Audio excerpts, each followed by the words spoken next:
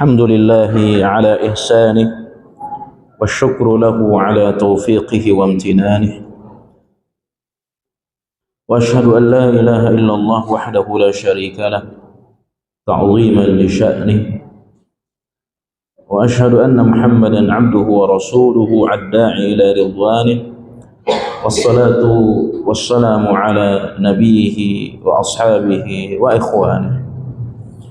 Saudaraku jamaah salat maghrib Masjid At-Taqwa yang Allah muliakan, kita melanjutkan kajian kitab Riyadhus Shalihin sampai pada halaman 227.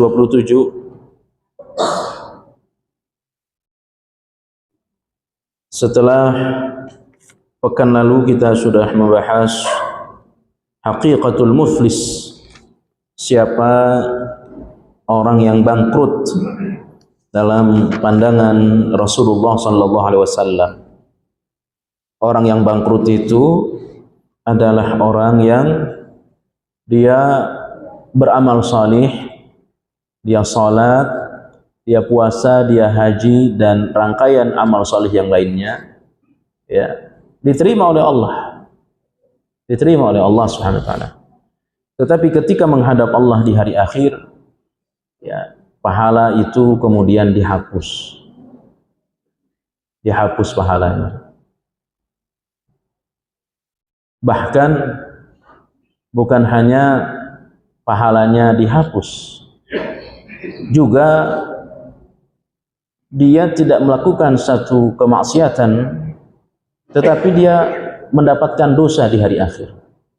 Ya, dia tidak melakukan satu keburukan, tetapi keburukan, ya, dosa dicatat baginya, disebabkan, ya, dia menzalimi orang di dunia. Dia zalim, dia memukul orang, dia menzalimi, dia mengambil hak orang, ya.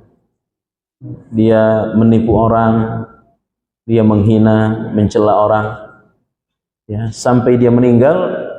Perkara itu tidak dia selesaikan di dunia sampai dibawa mati. Akhirnya pahalanya dipindah, furiha ila man yuzlimuhu. Pahalanya itu dipindah kepada orang yang pernah dia zalimi. Karena yang dia zalimi banyak, sementara pahalanya sudah habis dipindah kepada orang itu, akhirnya dosa orang yang dizalimi itu dipindah kepadanya. Nah, inilah orang yang al-muflis, orang yang bangkrut. Ya, berharap kepada Allah, memohon kepada Allah, ya, mudah-mudahan kita tidak termasuk dalam bagian orang yang bangkrut. Karena apa, Bapak Ibu yang Allah muliakan? Orang beriman ini kan fokusnya itu, ya, bagaimana ibadahnya diterima, dan sesudah diterima tidak dihapus sampai menghadap Allah. Fokus yang kedua, dosa-dosa yang dia lakukan di dunia itu diampuni oleh Allah. Ya. Karena orang masuk surga itu, ya, tidak semata mengandalkan pahalanya, tapi orang masuk surga karena rahmat Allah, ya, karena rahmat Allah. Dan ketahuilah jamaah yang Allah muliakan, rahmat Allah, ya, di antara sebab terbesarnya kita dapatkan, Allah berikan kepada hambanya adalah dengan duduk di majelis ilmu. Ya, itu jaminan dari Nabi, Pak. Majtama'a qaumun fi baitin min buyutillah. Tidaklah satu kaum berkumpul di rumah Allah Subhanahu wa taala, ya, dan mereka berkumpul yatadarasuna, mereka mentadarus, ya, membaca Al-Qur'an, menyampaikan hadis-hadis Rasulullah SAW dan ilmu-ilmu syar'i yang lainnya, kecuali kata Allah, kata Rasulullah SAW, nazalat alaihimul malaikah. Allah turunkan kepada mereka malaikat. Ya. Malaikat ini menyebut-nyebut nama mereka di sisi Allah Subhanahu wa taala. Dan Allah hadirkan as-sakinah, ketenangan di dalam hati mereka. Ya. Maka orang yang duduk di majelis ilmu ini tenang, Pak. Ya, sangat tenang. Ya. Makanya kadang-kadang orang yang susah tidur suruh datang ke majelis ilmu. Insya Allah cepat tidurnya, Pak. Ya. Apalagi kalau sambil nyender, tidak kelihatan sama ustadz, ya, itu cepat tidurnya. Ya. Jadi as-sakinah, ketenangan. Nah, yang paling utama adalah wa ghasyiyatuhumur rahmah. Ya, mereka diliputi dengan ar-rahmah. Ya. Jadi itu yang pertama. Orang masuk surga dengan rahmat Allah. Yang kedua, orang diselamatkan dari neraka. Ya, dijauhkan dari neraka itu karena ampunan Allah. Ya. Kalau ngandalin pahala, berapa pahala kita? Ya. Kalau bukan karena rahmat Allah, tidak bisa kita masuk surga. Sementara dosa kita ini banyak. Maka yang kita harapkan adalah ampunan Allah. Ya, ampunan Allah SWT. Nah, derajat orang di surga itu tergantung pahalanya. Ya. Tingkatan orang di surga sampai tingkatan tertinggi surga Firdaus itu bergantung kepada amal salihnya. Inilah 3 perkara ini. Maka kita berharap kita pernah menzalimi orang, mudah-mudahan sebelum kita meninggal semua sudah kita selesaikan. Jangan sampai kita bawa mati. Bapak Ibu yang Allah muliakan, masuk pada hadis 224 dari Ummu Salamah. Ummu Salamah ini salah satu istri Rasulullah sallallahu alaihi wasallam. Ya. Suaminya tadinya Abu Salamah, ikut perang lalu mati syahid. Dikabarkan kepada Ummu Salamah bahwa suamimu termasuk yang meninggal. Langsung dia berdoa kepada Allah, Allahumma ajurni fi musibati wa khluf li khairan minha. Ya Allah, berikan aku pahala dari musibah kematian suamiku dan ganti dia dengan yang lebih baik. Ya. Maka berselang waktu yang menjadi suaminya adalah Nabi Muhammad sallallahu alaihi wasallam. Ya. Itulah Ummu Salamah. An Ummi Salamah radhiyallahu anha anna Rasulullah sallallahu alaihi wasallam qala, dari Ummu Salamah adalah Rasulullah sallallahu alaihi wasallam qala, bersabda, innama ana basyarun, sesungguhnya aku, kata Nabi, hanyalah basyarun, ya, manusia biasa. Di dalam Al-Quran itu surah Al-Kahfi terakhir, qul innama ana basyarum mithlukum, aku ini manusia biasa, mithlukum, seperti kalian. Ya. Ditegaskan juga oleh Nabi, innama ana basyar, hanyalah aku ini manusia biasa. Wa innakum takhtasimuna ilayya, dan sesungguhnya kalian saling menuntut hak kepadaku. Wa la'alla ba'dakum ay yakuna al-hanna bihujjatihi min ba'dhin, hendaklah, kata Rasulullah SAW, mungkin saja saya, ya, pernah, ya, atau ada salah seorang di antara kalian, ya, yang lebih pandai menjelaskan argumentasinya, ya, daripada yang lain. Kemudian kata Rasulullah SAW, sehingga aku fa'aqdiya lahu binahwi ma asma'u, sehingga aku memutuskan untuknya sesuai dengan keterangan yang aku dengar. Ya, nahnu nahkum bidzawahir, Kita menghukumi orang itu sesuai dengan yang tampak, jangan dengan praduga, ya. Jadi Nabi akan memutuskan perkara di antara kalian sesuai dengan apa yang aku dengar dari kalian, ya. Faman qadaitu lahu bihaqqin, barang siapa yang telah aku menangkan dengan hak akhihi, dengan hak saudaranya, fa innama aqta'u lahu qit'an minan nar, maka sebenarnya aku telah memberinya sepotong api dari neraka. Faman qadaitu lahu bihaqqin akhihi, jadi barang siapa yang telah aku menangkan dengan hak saudaranya, maksudnya orang itu tidak bersalah tapi saya nyatakan salah, ya, maka sungguh aku telah memberinya sepotong api dari neraka. Ya, ikhwani wa akhwati jamaah yang Allah muliakan, dari hadis yang pendek ini kita mengambil beberapa pelajaran, ya. Dan kenapa Imam An-Nawawi memasukkan dia pada bab tahrimil zulmi wa wujubi raddil mawalim, haramnya berbuat zalim dan mengembalikan perkara-perkara yang pernah dizalimi ila ahliha, kepada ahlinya. Hadis dari Ummu Salamah, innama ana basyarun, sesungguhnya aku adalah manusia seperti kalian.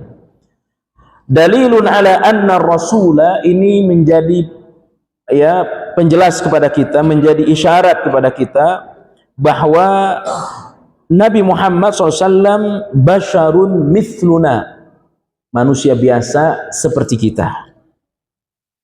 Laisa, beliau bukan malaikat, minal malaikah, dari malaikat-malaikat yang diutus oleh Allah Subhanahu wa taala. Beliau manusia biasa, ya. Dan beliau diutus oleh Allah dari kalangan manusia, itu satu, ya, rahmat dari Allah Subhanahu wa taala. Coba kalau nabi dari kalangan jin, nabi dari kalangan malaikat, ya, tidak nyambung. Maka dalam akhir surah At-Taubah Allah katakan, ya, bahwa sungguh telah datang seorang rasul pada kalian min anfusikum, dari jenis kalian, azizun alaihi ma anittum harisun alaikum bil mu'minina raufur rahim, ya. Maka apa yang kalian rasakan itu juga dirasakan oleh Nabi, ya, karena beliau manusia biasa. Bahkan dalam Al-Quran surah Ad-Duha itu Allah katakan fawajadaka dhallam fahada wa wajadaka ilam fa'aghna fa ammal yatima fala taqhar, ya. Nabi diutus oleh Allah Subhanahu wa taala dari kalangan manusia biasa, yang beliau itu tadinya anak yatim, ya. Agar apa, Pak? Beliau pernah merasakan betapa susahnya anak yatim, ya, tidak punya bapak, kemudian jadi piatu, ibunya meninggal. Apa tujuannya? Agar beliau mengayomi anak yatim, ya. Itu hikmahnya, agar beliau senang pada anak yatim, ya, agar beliau menyantuni anak yatim, ya.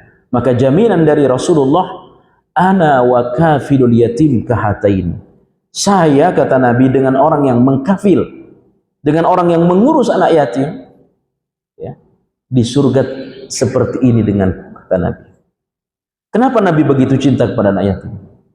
Karena beliau pernah menjadi anak yatim, ya. Orang yang tadinya miskin kemudian dia berubah menjadi orang kaya, itu insya Allah lebih peka kepada orang miskin, ya. Orang yang tadinya susah kemudian Allah anugerahkan dia kekayaan, ya, itu lebih senang membantu daripada yang asalnya kaya kemudian, ya, terus menjadi orang kaya. Itu kadang-kadang, mohon maaf, kadang-kadang lebih sombong, ya. Walaupun ada juga OKB, orang kaya baru, sok-sokan juga ada, ya. Tadinya miskin tiba-tiba jadi orang kaya, itu lebih norak kadang-kadang. Ya. Nah, Bapak Ibu yang Allah muliakan, beliau bukan dari kalangan malaikat. Ya. Apalagi jin. Bal huwa bashar. Beliau dari kalangan manusia biasa. Sehingga apa yang terjadi pada manusia biasa, ya'taril al-basharu bimuqtadat tabi'atil bashariyah. Apa yang terjadi pada manusia biasa juga terjadi pada beliau. Seperti apa? Fahuwa yaju'u, beliau juga lapar. Beliau juga haus. Ya. Bahkan Nabi itu Pak ya, terutama setelah sampai di Madinah, dalam 3 hari Pak, ada 7 hari, setiap dalam 3 hari beliau tidak pernah kenyang berturut-turut 3 hari. Hari ini kenyang, besok lapar, besok kenyang lagi, hari keempatnya lapar, hari kelimanya kenyang, hari keenamnya lapar, hari ketujuh beliau kenyang. Ya, dalam 3 hari tidak pernah kenyang berturut-turut 3 hari. Ya, bahkan pernah Pak ya, Nabi Muhammad SAW, suatu malam beliau tidak bisa tidur. Beliau tidak bisa tidur karena beliau lapar dan di rumahnya tidak ada makanan. Beliau keluar rumah, ternyata beliau ketemu Abu Bakar As-Siddiq radhiyallahu anhu. Beliau ketemu Abu Bakar As-Siddiq. Nabi tanya, "Kenapa kau keluar malam-malam? Ya, ini sudah malam, waktu tidur, kenapa kau keluar?" "Saya lapar ya Rasul," kata Abu Bakar, "dan di rumah saya tidak ada makanan." "Kamu tahu nggak," kata Nabi, "kenapa saya keluar?" "Saya keluar seperti, ya, kenapa kamu keluar? Karena di rumah saya juga tidak ada makan." Beliau keluar jalan, ketemu Umar bin Khattab radhiyallahu anhu. Ditanya oleh Nabi pertanyaan yang sama kepada Abu Bakar, "Umar, kenapa kau keluar malam-malam?" "Saya lapar ya Rasul, di rumah saya nggak ada makanan." Subhanallah, Abu Bakar yang kita tahu orang kaya Pak, ternyata pernah di rumahnya tidak ada makan. Ya, ketiga-ketiganya tidak bisa tidur sampai beliau bersama Abu Bakar dan Umar radhiyallahu anhuma, ya, ketemu dengan seorang sahabat, lalu disuguhi makanan. Sesudah makan, Nabi katakan kepada Abu Bakar dan Umar, "Tahukah kamu bahwa apa yang kita makan hari ini, malam ini, itu di hari akhir akan ditanya oleh Allah." Inilah tafsir summa latus'alunna yawma idzin 'anil na'im. Surah At-Takasur, baca dalam tafsir Ibnu Katsir. Apa yang kita makan barusan itu akan ditanya di hari akhir. Apa artinya? Bahwa Nabi pernah lapar, bahkan sering lapar daripada kenyang. Ya. Beliau juga haus. Wa yubridu wa yahtar. Beliau juga kedinginan. Ya, beliau juga merasakan anget. Ya. Nanti dibuka Pak ya. Dalam kitab namanya Al-Adabul Mufrad. Kumpulan-kumpulan hadis yang diriwayatkan oleh Imam Al-Bukhari. Ya. Judul kitabnya Al-Adabul Mufrad. Semua hadis riwayat Imam Bukhari tentang akhlak. Suatu malam Pak, Nabi keluar, ya, Aisyah sedang bersiap-siap, ya, apalah aktivitasnya. Tiba-tiba malah Nabi kembali, ya, langsung baring, ya, di pahanya Aisyah radhiyallahu anha. Kata Nabi kepada Aisyah, "Hangatkan aku karena aku sedang kedinginan." Ya, kata Aisyah, "Aku sedang haid." Ya, ini yang belum punya istri nggak nyambung. Ya, apalagi yang istrinya udah lama meninggal, mungkin nyambung tapi pengen nggak bisa. Ya, jadi hangatkan saya karena saya sedang kedinginan. Artinya apa? Wah, Nabi itu manusia biasa. Beliau juga kedinginan seperti kita. Ya. Beliau tidur, beliau juga bangun. Tetapi bedanya Nabi kalau udah jam 1, jam 00, ya, jam 01 beliau udah bangun sampai subuh tidak tidur, ya. Beliau nanti tidur, ya, sekitar jam 11 pagi, ya. Karena sunnah tidur namanya qailulah, sunnah tidur sesaat sebelum sholat zuhur, ya. Makanya kalau pagi-pagi Pak, Nabi itu waktu pagi kalau matahari sudah keluar itu kelihatan mukanya lelah, kelihatan muka Nabi lelah sekali. Kenapa? Beliau habis begadang. Begadangnya apa? Sholat malam, tafsir surah Al-Fatah ayat terakhir, ya. Muhammadur Rasulullah walladzina ma'ahu syidda'ul kufar, dan seterusnya sampai kepada bunyi fi wujuhim min atharis sujud. Nabi kalau udah keluar pagi kelihatan sahabat itu kelihatan mukanya lelah sekali. Beliau juga tidur, beliau juga bangun. Wa ya'kul wa yashrab, beliau makan, beliau juga minum, ya. Tetapi sekali lagi yang saya sampaikan, makan beliau tidak banyak, ya. Nabi makannya sering tapi tidak banyak, ya. Tidak banyak makannya, ya. Dan perbedaannya makan Nabi dengan makan manusia biasa, sama-sama makan. Tapi Pak, ya, apa yang Nabi makan kalau disuguhkan kepada kita zaman sekarang mungkin kita nggak mau makan, Pak, ya. Itu lihat nanti dalam kitab Sahih Bukhari, ya, bab ar-raqaiq, dijelaskan bagaimana makanan-makanan Nabi. Itu roti yang tidak layak makan, itulah makanan Nabi. Kalau disuguhkan sekarang nggak mau kita makan, ya. Itulah makanan Nabi, ya. Sama-sama makan, tapi apa yang Nabi makan, ya, sekali lagi kalau disuguhkan kepada kita ini kita nggak mau makan, ya. Wa yashrabu, beliau juga minum. Wa yadhkuru wa yansa, beliau ingat tapi pernah lupa, ya. Tapi kalau Nabi lupa itu bisa jadi langsung dari Allah, maka ada syariat namanya sujud sahwi, ya. Beliau lupa. Wa yu'allimu wa yajhalu ba'da syai', beliau mengetahui segala sesuatu dan ada perkara yang beliau tidak tahu, ya. Karena beliau bukan Allah, beliau adalah manusia biasa, kal basyari, ya, seperti manusia kita secara umum, ya. Maka inilah konsep syahadatain, wa asyhadu anna Muhammadan abduhu wa rasuluh. Kalau kita baca dalam kitab tauhid, memandang Nabi Muhammad itu dipandang dengan dua sudut pandang.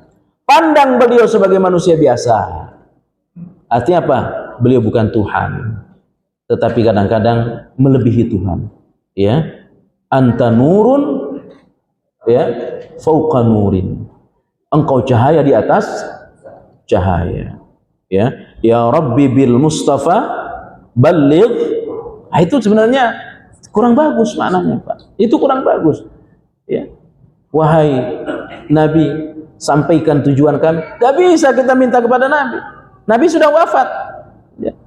Kalau meminta kepada Nabi saat masih hidup boleh, tapi sebagai perantara, ya. Maka di antara bentuk kekeliruan orang umroh, Pak, ya, itu berdoa menghadap makam Nabi, itu nggak boleh, ya. Maka kalau kita baca dalam kitab panduan haji dan umrah tulisan Ustadz Yazid bin Abdul Qadir Jawas, di antara yang harus dihindari itu adalah kita berdoa menangis menghadap ke makam Nabi Muhammad sallallahu alaihi wasallam. Karena apa? Sunnahnya adalah kita cukup bersalawat, Allahumma salli ala Muhammad. Kalau sudah berdoa, nangis, mengusap-usap apa ini tembok rumah Rasulullah, itu jangan-jangan kita sedang meminta kepada Nabi Muhammad, dan itu perkara yang tidak boleh. Beliau tidak bisa memberikan manfaat dan madarat kepada kita karena beliau manusia biasa, la yadurru wa la yanfa'. Ya, beliau bukan Tuhan. Ya, beliau ya adalah manusia. Innama ana basyarun. Al-Kahfi ayat 110. Falaisat ilahan yu'bad. Beliau bukan Tuhan yang disembah. Ya. Wala rabban yanfa' wa yadur. Beliau bukan Rabb yang bisa memberi manfaat dan bisa memberi madarat. Bal alaihi salatu wassalam, ya, la yamliku li nafsihi naf'an wala dharra. Beliau sama sekali tidak punya kuasa untuk memberi manfaat dan madarat. Maka saudara, beliau pesankan kepada putrinya tercinta Fatimah Az-Zahra, wahai putriku, selamatkan dirimu dari neraka, karena aku bapakmu tidak bisa menyelamatkan engkau di hari akhir. Itu pesannya kepada Fatimah, putri tercinta. Ini tidak, asal kau berada dalam organisasi ini, nanti kau selamat. Ya, asal kau ngaku murid kiai ini, nanti kau selamat di hari akhir. Ini ada. Ya, anak Nabi saja Pak, anak Nabi Fatimah tidak bisa ditolong oleh Nabi Muhammad kecuali diizinkan oleh Allah. Ya, itu namanya syafaat. Ya, Bapak Ibu yang Allah muliakan. Wa bihadza tanqati'u jami'asy syubahati alladzina yata'allaquna bir-rasul mimman yad'unahu aw ya'budunahu.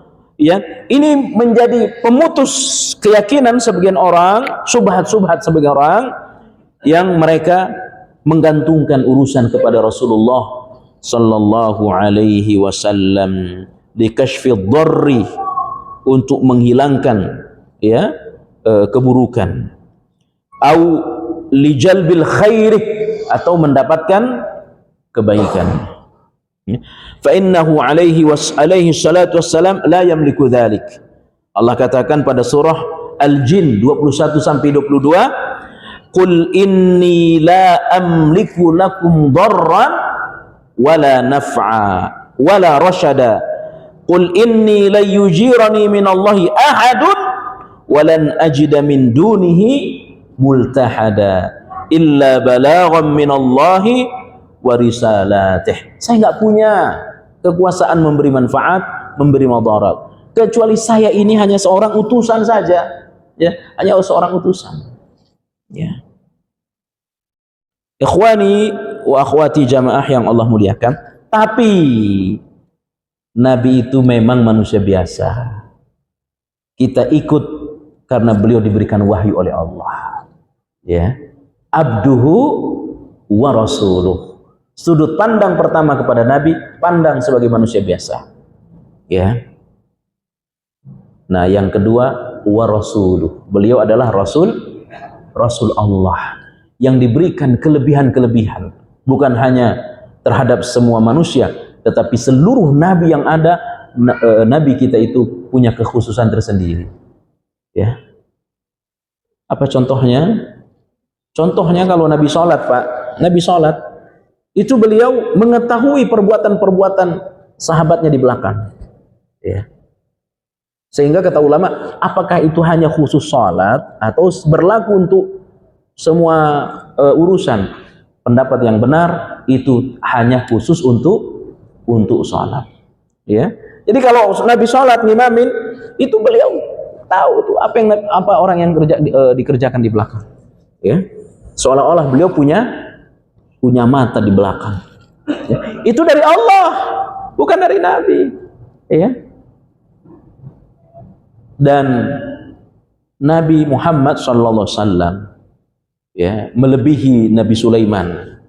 Kalau Nabi Sulaiman, Pak, ya, itu yang bicara dengan Nabi Sulaiman itu kan binatang masih hidup, Pak. Semut. Ya. Tapi Nabi kambing yang sudah dipotong, bahkan udah dikasih bumbu, ngomong ke Nabi. Nabi itu pernah diracun, Pak, diracun oleh orang Yahudi melalui budak jago masak.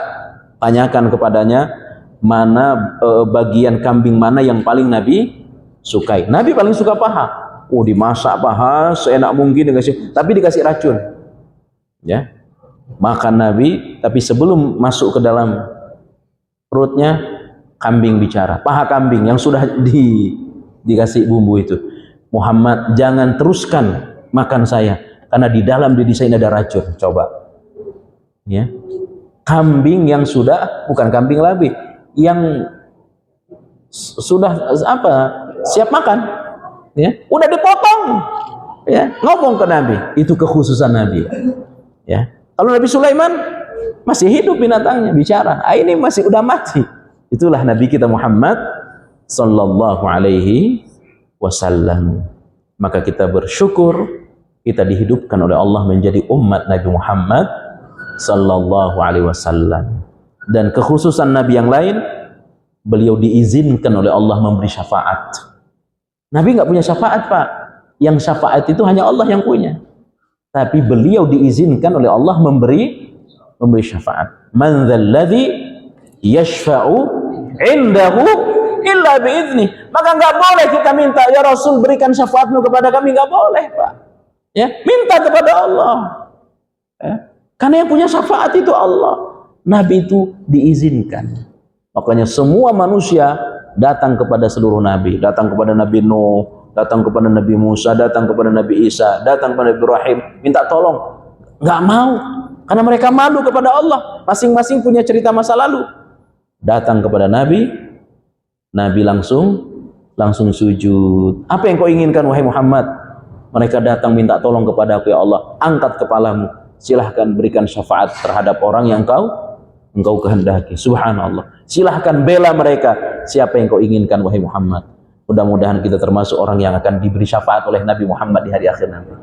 Tapi syafaat itu hanya datang dari Allah Subhanahu wa ta'ala. Nah, biasanya ada buku judulnya itu Mahabbatun Nabi Bainal Ibtida wal Ittiba. Ya, bagus bukunya. Mahabbatun Nabi Bainal Ibtida wal Ittiba. Cinta Nabi antara yang bid'ah dan yang mengikuti secara benar.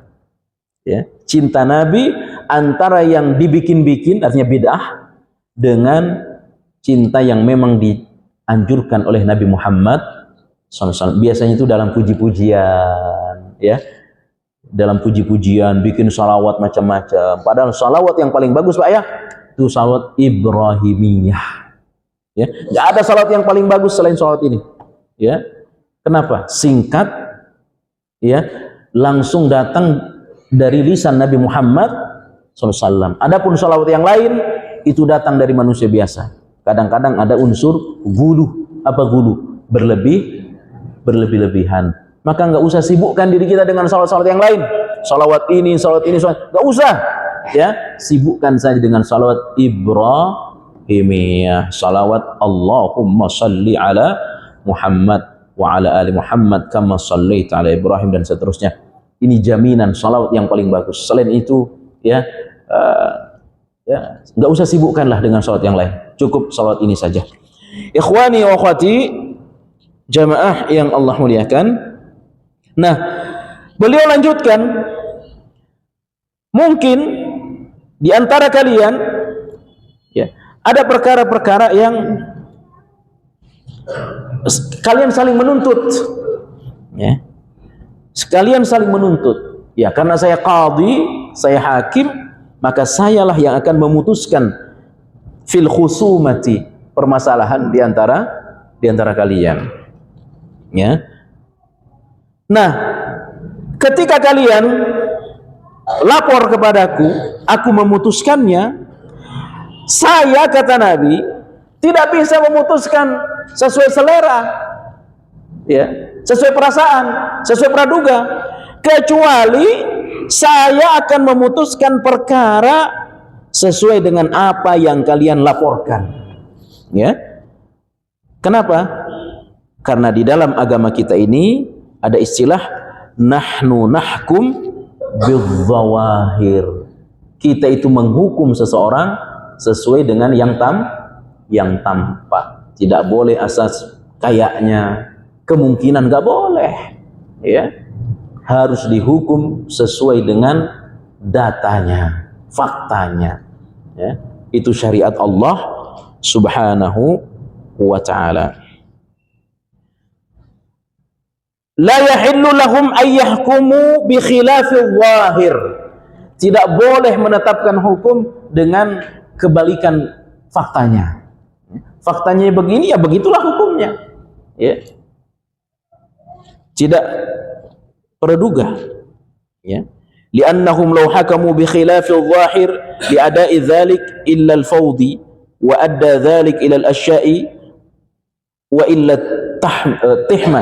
Kalau dengan kebalikannya, itu kemungkinan salahnya besar, ya. Tapi dihukum sesuai faktanya, ya.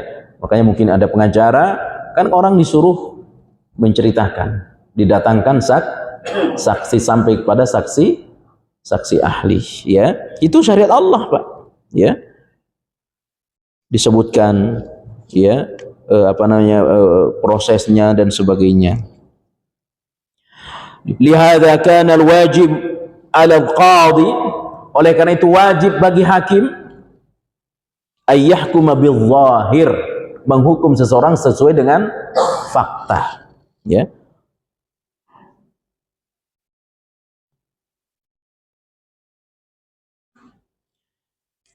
Nah, kalau orang mengungkap fakta, mengungkap satu kejadian tidak sesuai dengan fakta, yaitu dosanya ditanggung oleh yang menceritakan.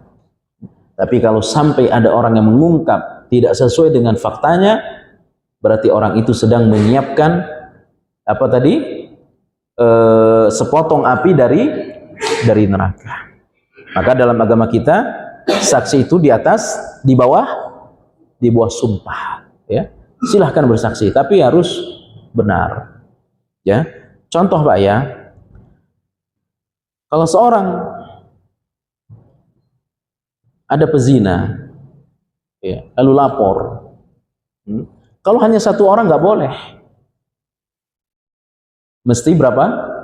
4, ya. Harus 4. Kemudian dia memberikan kesaksian palsu, ya. Maka yang harus dirajam, harus dihukum itu saksi itu, ya. Makanya kalau syariat Allah, jangan sembarangan menceritakan sesuatu kecuali, ya, benar dan memenuhi saksi 4 tadi, ya. Nah, jangan sampai saya ini menzalimi orang, menceritakan sesuatu padahal tidak benar, ya. Maka ada istilah di apa itu, lebih baik membebaskan 1000 orang bersalah daripada menghukum 1 tapi tidak bersalah, ya. Lebih baik membebaskan orang yang bersalah 1000 orang daripada menghukum orang padahal sebenarnya dia tidak bersalah, ya. Itu kaidah agama. Jangan sampai kita menghukum seseorang padahal dia tidak bersalah. Tapi andai terjadi, tafsir Ibnu Katsir, ya, maliki yaumiddin, semua hukum yang tidak ditegakkan di dunia ini nanti akan ditegakkan di hari akhir, ya. Maka kalau kita punya hak kepada orang tidak ditegakkan di dunia, pasti akan ditegakkan di hari akhir, ya. Kalau hukum perkara kita tidak selesai di dunia, jangan sedih, ya. Kalaulah sedih, yaitu manusia biasa, tapi yang paling penting bagaimana kita mendapatkan kebaikan nanti di hari akhir. Jangan sampai kita menderita di akhirat, bahagia di dunia, ya. Yang kita harapkan bahagia dunia, terlebih bahagia di hari akhir, ya. Itu Nabi, Pak, ya. Itu Nabi tidak mau menghukum sembarangan, ya. Orang disuruh bagaimana faktanya, bagaimana, barulah Nabi memutuskan. Makanya pekerjaan hakim itu berat. Kalau ada 3 hakim, kata Nabi, kalau ada hakim, ya, Kalau ada 3 hakim, 2 di neraka, 1 di surga. Itu kata Nabi, Pak. Kenapa? Hakim itu berat. Ya. Makanya jangan sampai kebencianmu kepada seorang membuat engkau tidak berlaku. Oh, ini karena kita punya masalah dengan dia, lalu dia dilaporin, habisin aja nih orang. Ya. Dan jangan sampai juga kecintaan kita kepada seorang akhirnya kita tidak berlaku adil. Ya, tegakkan hukum seadil-adilnya. Tapi kalau hakim itu adil, insya Allah dia akan masuk surga. Ya, makanya saudara, kalau ada hakim di sini atau keluarganya, ingatkan, ya, bahaya atau beratnya menjadi seorang hakim. Ya, mungkin ada yang ditanya sebelum kita masuk pada hadis berikutnya, disilahkan. Silakan. Gimana, Pak? Di akhir apa manusia itu mendapatkan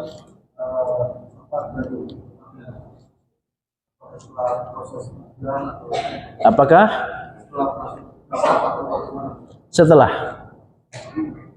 setelah proses hisab dan mizan, ya, sebelum menyeberang sirat. Ya. Ada yang lain? Silakan.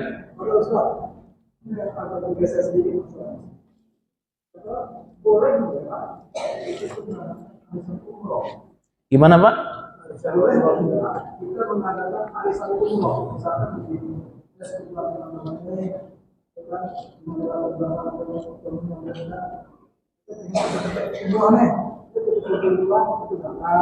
Itu sama aja dengan utang piutang. Ya, arisan itu bukan hanya arisan umroh. Ya, arisan apa saja itu tidak baik. Itu sama saja hukumnya utang piutang. Ya. Dan banyak unsur kezaliman dalam arisan. Dia udah kena, tiba-tiba bayarnya malas, ya. Dia udah dapat. Bahkan ada arisan riba. Ya. Dia nggak kena, orang kena, ya. Boleh nggak bagianmu saya ngambil? Bagiannya 10 juta, dia bayar 11 juta. Itu riba, ya. Itu riba. Bagianmu nanti kalau kamu kena, saya ambil, saya bayar lebih dari nilai arisan. Nah, itu jelas riba, ya. Apalagi arisan umroh. Padahal kita haji dan umroh sesuai dengan kemampuan. Gak usah dipaksa-paksa kalau nggak mampu. Ya, kita nggak bakal ditanya oleh Allah, kenapa kau tidak haji? Kenapa kau tidak umroh? Orang ditanya oleh Allah, kenapa kau tidak haji? Kenapa kau tidak umroh? Bagi yang mampu. Yang tidak mampu nggak usah. Ya, jangan gengsi kepada manusia. Ya, jangan ada keinginan umroh karena melihat orang lain umroh. Jangan sekali-kali. Ya, karena orang umroh, tetangga umroh, apalagi adik kakak berempat, 3-tiganya sudah umroh, kamu sendiri kayaknya belum umroh ini. Gimana caranya saya juga harus umroh? Akhirnya jalan ngutang. Dia umroh karena tersemangati atau bisa karena malu. 3 saudaranya semua sudah berangkat umroh. Ya, niatkan semua karena Allah. Maka jangan berhutang dalam urusan umroh seperti ini. Ya, ada yang lain silakan.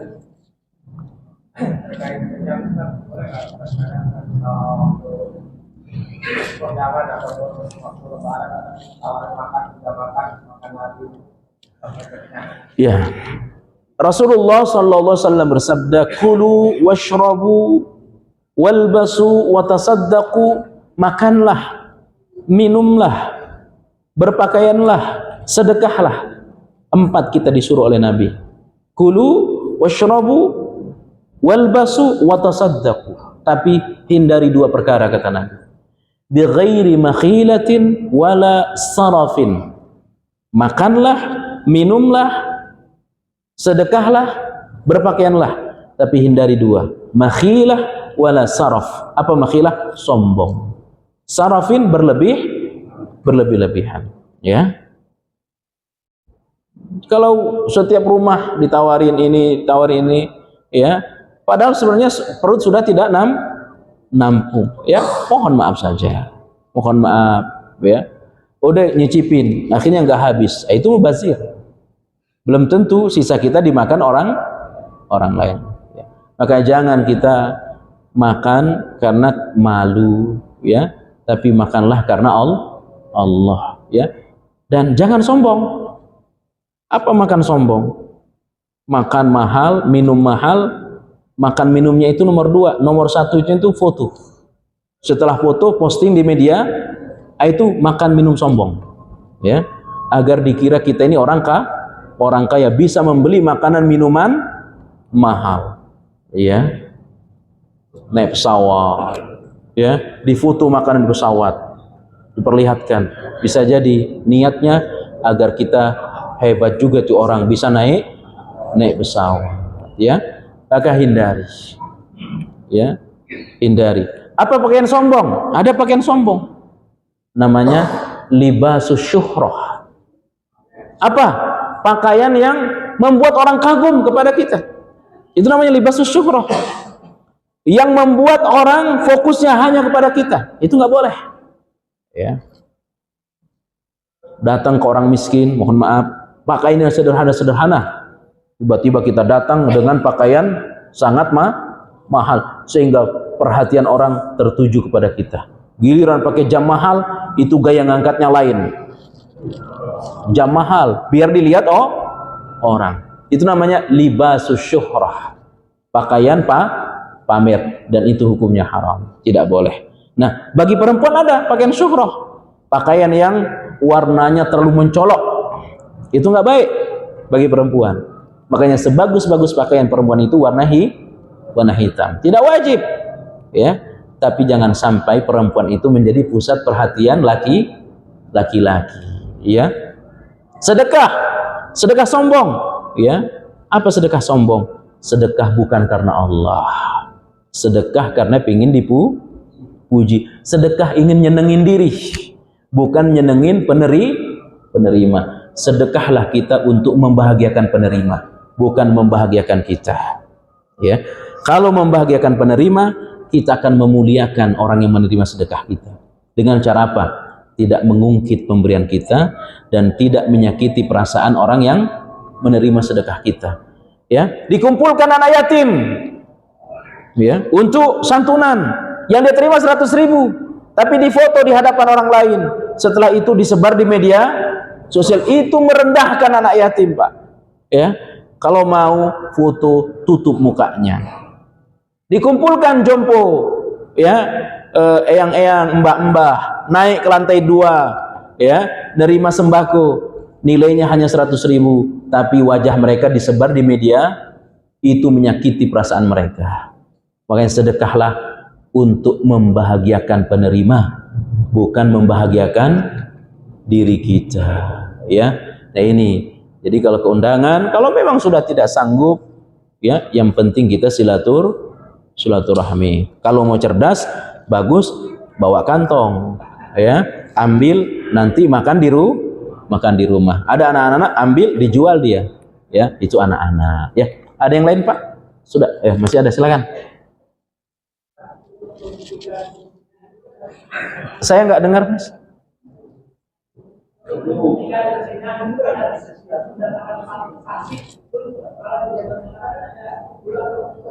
Ada? Tidak bisa. Iya. Karena bisa direkayasa. Ya. Karena bisa direkayasa.